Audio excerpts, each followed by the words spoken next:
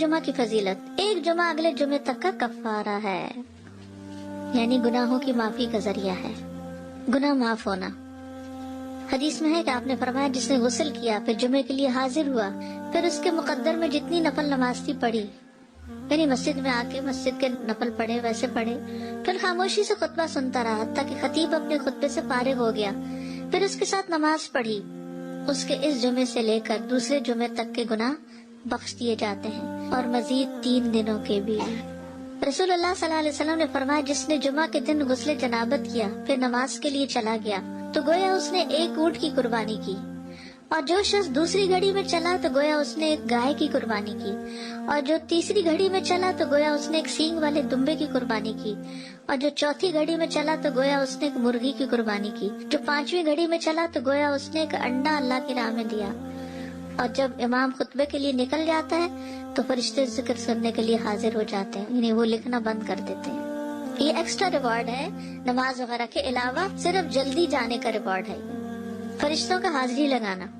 کیونکہ فرشتے یہ حاضری لگاتے رہتے ہیں۔ جب امام خطبے کے لیے نکل جاتا ہے تو وہ اپنے دفتر لپیٹ دیتے ہیں اور ذکر کو یعنی خطبے کو غور سے سننے لگتے ہیں۔ جمعے کے لیے جانے والے قدموں کے لیے خوشخبری۔ عبایہ بن رفاعہ کہتے ہیں کہ میں جمعہ کے لیے جا رہا تھا کہ راستے میں ابو عبس رضی اللہ عنہ سے میری ملاقات ہوئی،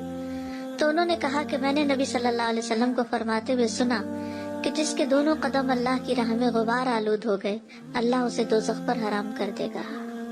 ہر قدم پر 1 سال کے روزے اور قیام کا ثواب، ہر قدم پر کتنا بڑا اجر و ثواب ہے۔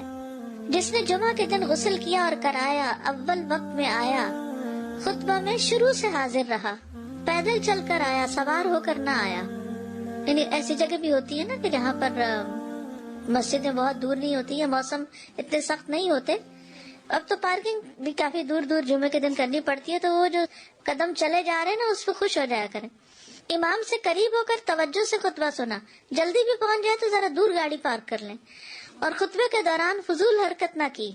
اسے ہر قدم کے بدلے 1 سال کے عمل یعنی 1 سال کے روزے اور اس کے قیام کا ثواب ملے گا۔ یہ پرائرٹی ہے نا،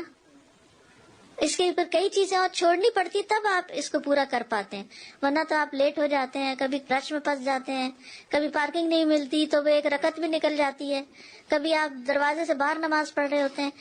یعنی کہ اجر کمانا ہے تو پھر وقت پر آنا ہے۔ جمعہ کے دن 5 کام کرنے والے کے لیے خوشخبری۔ جو آدمی ایک دن میں 5 امور پر عمل کرے گا اللہ اسے جنت والوں میں لکھ دے گا، اور وہ کیا ہے؟ مریض کی تیمارداری کرنا، جنازے میں شریک ہونا، دن کا روزہ رکھنا، جمعہ کے دن نماز کے لیے نکلنا، اور غلام آزاد کرنا۔ اب اس میں یہ کہ یہ 5 کام جمعے کے دن ہی ہو سکتے ہیں، اور لیکن جمعے کے دن کا اکیلا روزہ رکھنا منع کیا گیا، یعنی اگر کسی کا جمعرات کے ساتھ کا اکٹھا یا ہفتے کے ساتھ کا روزہ ہے، کوئی قضا رکھ رہا ہے یا ویسے ہی کوئی کفارے وغیرہ کے بھی رکھ رہا ہے، اچھا اس دن صدقہ خیرات کرنا بھی عام دنوں کے مقابلے میں زیادہ اجر و ثواب کا باعث ہے، تو انسان جمعے کے دن کی نا کچھ اس طرح کی پلاننگ کرے کہ اس دن خاص صدقہ بھی کرے اور نہائے دھوئے بھی اور